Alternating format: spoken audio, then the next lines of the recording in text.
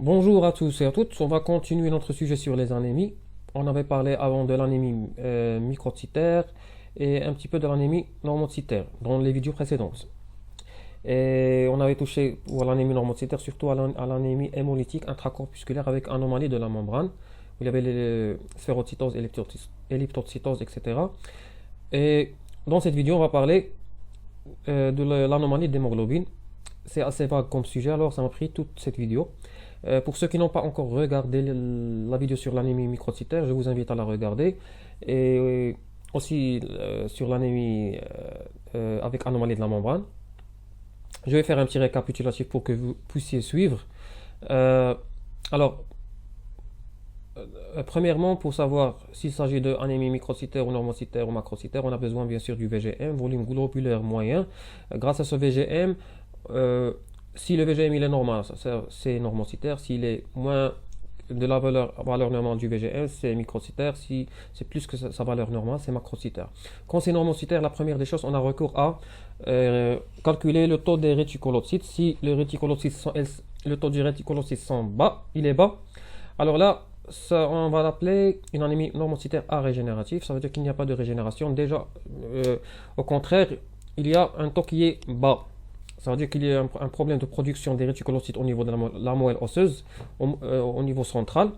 Et ça peut être aplasie médulaire, soit carence en fer ou d'acide folique, soit à cause des leucémies, etc. Problème central. Là, c'est quand il n'y a pas de régénération quand le taux il est bas. Quand le taux il est haut, ça veut dire qu'il y a une régénération. Le central il essaie de régénérer, de remplacer les globules rouges qui ont les défectueuses. Là, ça veut dire que le problème c'est pas au niveau central, c'est au niveau périphérique du sang. Alors, ça peut être dû à deux causes principales, soit hémorragie aiguë, perte des globules rouges, soit hémolyse, destruction de ces globules. Quand Quant à l'hémolyse, ça peut être soit extracorpusculaire, soit intracorpusculaire.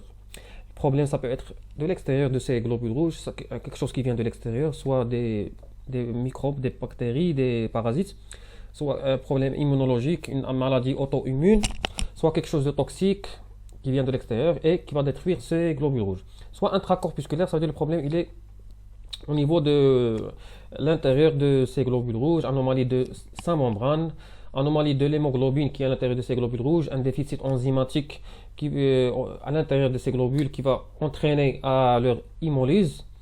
Voilà, alors dans cette vidéo, on va parler de anomalie d'hémoglobine. Pour l'hémoglobinopathie, il y a le plus fréquent, le plus populaire, c'est la drépanocytose, comme vous le savez très bien. Il y a d'autres bien sûr, mais on va parler surtout de la drépanocytose. Alors, on va commencer par la pathophysiologie de cette anomalie, puis les signes cliniques, puis le diagnostic biologique pour dépister et la prise en charge thérapeutique. Alors pour la pathophysiologie, c'est une hémoglobinopathie héréditaire de transmission autosomique récessive. On les retrouve dans les autosomes, et c'est récessif, ça vient toujours des parents, et elle peut être soit homozygote ou hétérozygote. On doit bien se rappeler de ces deux formes. Pourquoi? Parce que ça va nous aider à mieux comprendre la suite du cours. Pour la forme homozygote, quand il s'agit d'un individu qui a un chromosome, voilà un chromosome qui comporte deux allèles, et pour l'homozygote, il possède deux allèles identiques de ce gène. Le gène, il est présent dans cet allèle et dans la deuxième allèle. Là, on parle de homozygote. Quand c'est hétérozygote, le gène, il est présent que dans un seul allèle. Alors, ça veut dire que la forme, elle est moins grave que la forme de homozygote. Voilà. Cette anomalie, elle est liée à la structure de la chaîne bêta. Elle se déroule, cette mutation se déroule au niveau de la chaîne bêta. On avait dit avant que l'hémoglobine, il comporte l'hémoglobine sain, normalement l'hémoglobine A, qui est le plus dominant chez un adulte, il comporte 2 alpha et 2 bêta. Si vous vous rappelez bien, dans la vidéo précédente, j'avais parlé de la thalassémie. La thalassémie, quand il y a une absence d'une chaîne, comme pour si la chaîne bêta, là c'est bêta-thalassémie, mais ça va être une forme qui est légère. Quand il y a deux chaînes qui sont absentes, là c'est modéré. Quand les trois chaînes, c'est déjà critique. Mais là, on ne parle pas d'une absence, mais on parle d'une mutation qui a eu lieu au niveau de cette chaîne. Elle a eu place dans le sixième aminoacide, c'est l'acide glutamique, qui a été substitué par une valine, comme vous voyez ici, l'acide glutamique. Et pourquoi, d'où c'est venu cette substitution? C'est surtout parce que, comme vous voyez ici, le A et le T, ils ont changé entre eux de place. C'est l'adénine avec la thymine. Cette adénine et la thymine, ils ont changé de place. Normalement, voilà, ce sont les globules rouges normaux. Comment ça doit être pour que ça nous donne, l'acide glutamique. Et quand ils se sont changés de place, là, l'acide glutamique s'est substitué par une valine. Et là, on nous a donné une hémoglobine anormale qui est la drépanocyte. Alors, pour les hémoglobines, un homme sain, normalement, il porte trois types d'hémoglobine. L'hémoglobine A, hémoglobine A2, hémoglobine F, qui est hémoglobine fœtale. Pour un nouveau-né, les hémoglobines A, elles occupent entre 15 et 30% des hémoglobines. Hémoglobine A2, il n'y a que des traces. Et l'hémoglobine F, qui est fœtale, c'est le plus majoritaire, entre 70 et 85%. Alors, quand ce nouveau-né, il était fœtus, là, l'hémoglobine F allait jusqu'à les 100%, normalement. Pour l'hémoglobine des adultes, 87% pour le A1, et pour les A2, c'est entre 2 et 3%. Pour les fœtus, il n'y a que les hémoglobines F, il n'y a que des traces. Ça explique pourquoi le nouveau-né, il a un taux qui est haut des hémoglobines fœtales. Alors, pourquoi je suis en train d'expliquer cela? Parce que la drépanocyte ou la drépanocytose, les signes cliniques ne se manifestent que quand la personne, non, en général, elle est après que la personne elle a 6 mois, 6 mois après sa naissance, là, les signes cliniques vont apparaître. Ça peut être même moins de 6 mois ou plus de 6 mois, ça dépend de la personne. Mais en général, c'est après 6 mois que les signes cliniques vont apparaître. Même si cette personne est porteuse de ce gène défectueux, elle est atteinte de la drépanocytose, mais les signes cliniques ne vont s'exprimer qu'après 6 mois. Pourquoi ça? Parce que les hémoglobines F, elles commencent à disparaître depuis le premier mois, deuxième mois, troisième mois, 4 mois, jusqu'à ce qu'elles vont devenir moins de 1%. C'est après les 6 mois.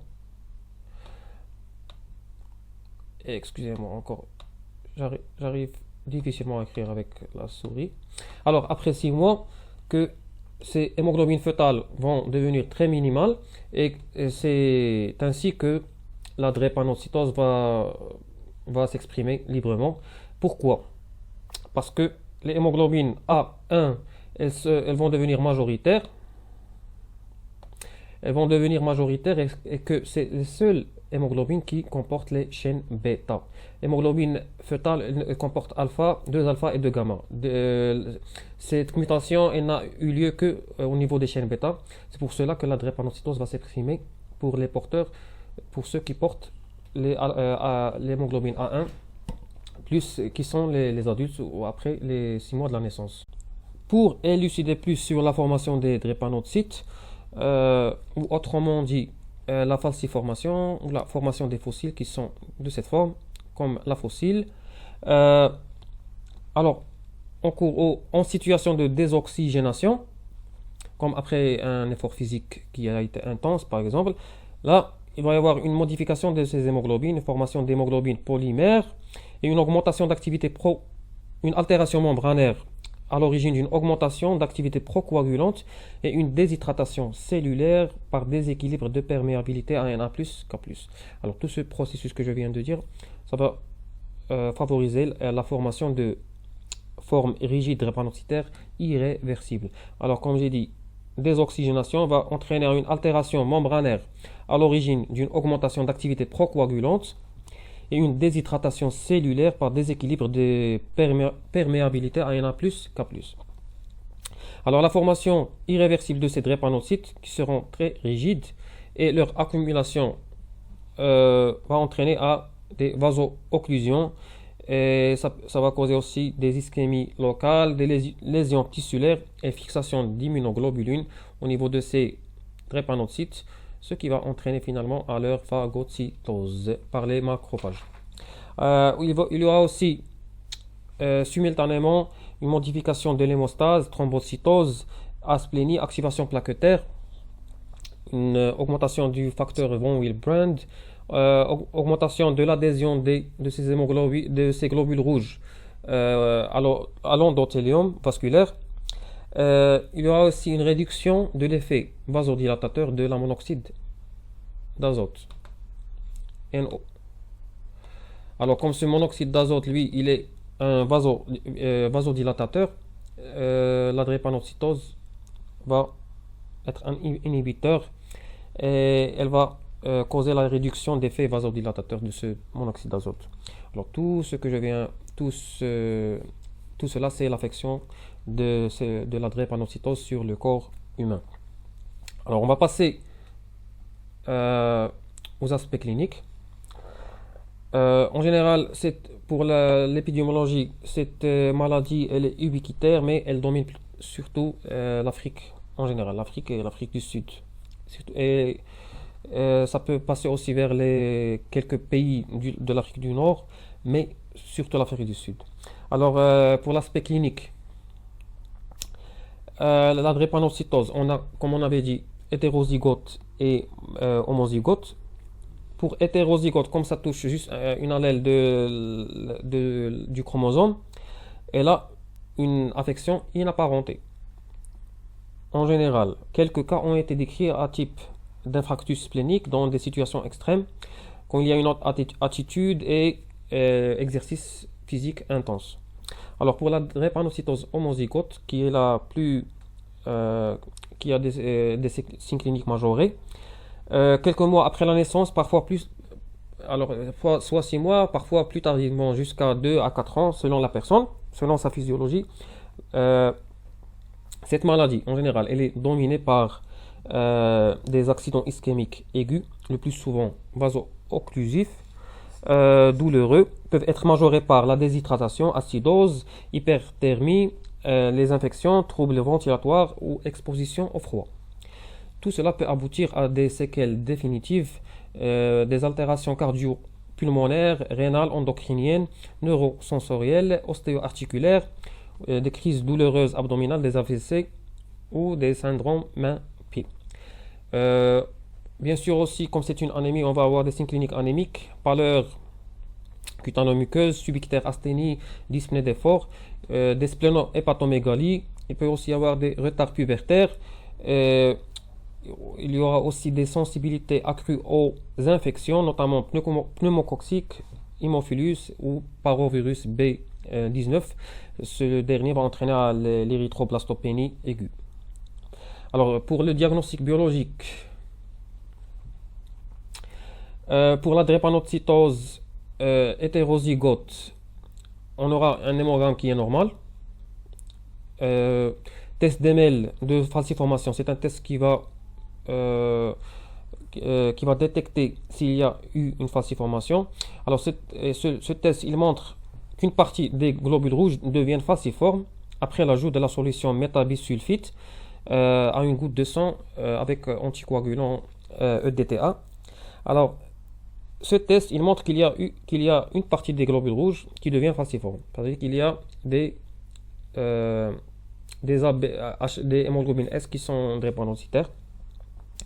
L'électrophorèse de la drépanocytose hétérozygote, il montre d'hémoglobine A entre 55% jusqu'à 70%, ce sont les hémoglobines dont le corps humain a besoin, et des hémoglobines S entre 30 et 45%. Alors elles sont présentes mais elles ne sont pas dominantes. Alors le corps il a assez d'hémoglobine A, qui est entre 55% et 70%, assez d'hémoglobine pour le transport d'oxygène. Mais quand il y a des désoxygénation, ça peut aggraver la situation, ça peut aggraver cette présence de drépanocytes chez cette personne avec drépanocytose homozygote. Hétérozygote, excusez-moi. Pour l'homozygote, l'hémogramme, il va y avoir bien sûr une anémie parce que c'est majoré, il va y avoir une anémie parce que c'est une anémie. Le premier signe, c'est l'anémie, entre 7 et 9 grammes par décilitre. Concentration corpusculaire moléculaire, concentration corpusculaire moyenne d'hémoglobine, elle sera normale. Volume globulaire moyen sera aussi normal. Régénération des réticulocytes, bien sûr parce que c'est régénératif. Les leucocytes seront normaux. Les plaquettes, le taux de plaquettes sera normal. La VS, soit elle est normale, soit elle sera très basse. Pour l'électrophorèse, il y aurait une domination des hémoglobines S entre 80 et 95%. L'hémoglobine il y aura 0%, et A2 il y aura entre 2 et 3,4%, et l'hémoglobine fœtale il peut y avoir entre 1 et 10%. Il y aura aussi au niveau de l'hémogramme, comme vous voyez ici, une anisopokylocytose. Voilà, il y a des drépanocytes présents ici, entre 5 et 15%. Et anisopokylocytose, comme vous voyez, différentes formes de érythrocytes qui sont en train de se changer en des drépanocytes, par exemple. Il y aura aussi la présence des corps de Joly. Là, voilà, comme ces points ici qui sont un petit peu bleus. Et on peut aussi avoir recours à la biologie moléculaire pour des diagnostics prénatals.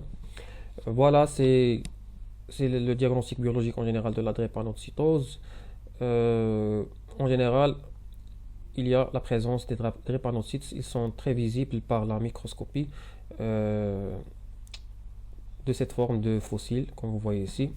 On a fini avec la drépanocytose. On va maintenant passer à d'autres formes d'hémoglobinopathie. On les appelle aussi hémoglobinose. Il y a une forme qu'on appelle l'hémoglobinose C, et cette forme elle est la plus fréquente après la drépanocytose. Elle touche pratiquement que l'Afrique. Les frottis montrent de nombreux codocytes. Codocytes, c'est de cette forme, comme vous voyez ici. On les appelle aussi en anglais target cells, c'est comme des targets, une cible où on veut jeter des fléchettes, par exemple. Voilà, elles ont cette forme. Alors ces codocytes, elles correspondent à la hémoglobinose C. Et à l'électrophorèse, on va trouver une domination des HbC, pas les HbS, mais les Hb, on les appelle C. Les homozygotes ont une anémie hémolytique franche, mais modérée avec splénomégalie. Il y a aussi une autre forme d'hémoglobinose qu'on appelle l'hémoglobinose E, répartition géographique limite au sud-est asiatique. Il va y avoir une domination des HbE. Il y a aussi une hémoglobinose D qui se localise dans l'Inde du Nord-Ouest. Il y a aussi l'hémoglobinose O fréquente au Yémen, au Égypte, au Maroc, Tunisie, Algérie, Soudan. En général, on l'appelle O arabe dans les pays, beaucoup de pays de l'Europe de l'Est arabe et des pays arabes. Pour la forme homozygote, elle est soit asymptomatique, soit une anémie hémolytique avec splénomégalie. Alors, on va passer maintenant à la prise en charge thérapeutique de la drépanocytose. Pour prévenir la majoration de l'anémie, on a recours à une supplémentation en acide folique quotidien. Et si cette anémie a su une carence martiale, là on a besoin d'une supplémentation de fer. Aussi, on a besoin d'une antibioprophylaxie antipneumococcique par la pénicilline V. On peut prescrire aussi une vaccination ciblée. On doit prescrire une vaccination ciblée en plus du calendrier vaccinal habituel. Pneumococcique, méningococcique, hémophilus, influenza, anti-hépatite A et anti-grippal. Pour les crises vaso-occlusives douloureuses, on prescrit des antidouleurs, des antalgiques comme la paracétamol, des ENS comme l'ibuprofène ou codéine si la douleur persiste. On peut donner aussi des antibiotiques en cas de suspicion d'infection ou en cas de septicémie. On a recours à des échanges transfusionnels pour corriger l'anémie en cas de crise aiguë. On donne aussi l'hydroxyurée étant un inducteur de synthèse d'hémoglobine F. Et finalement, le seul traitement curatif, c'est l'allogreffe, la greffe de la moelle osseuse, mais n'est envisagé que pour des cas très précis. J'espère que cette vidéo vous a été serviable, compréhensible, facile. Je vais essayer de poster plus de vidéos plus régulièrement. Et alors n'hésite pas à s'abonner à ma chaîne. Et je vous vois dans une prochaine vidéo.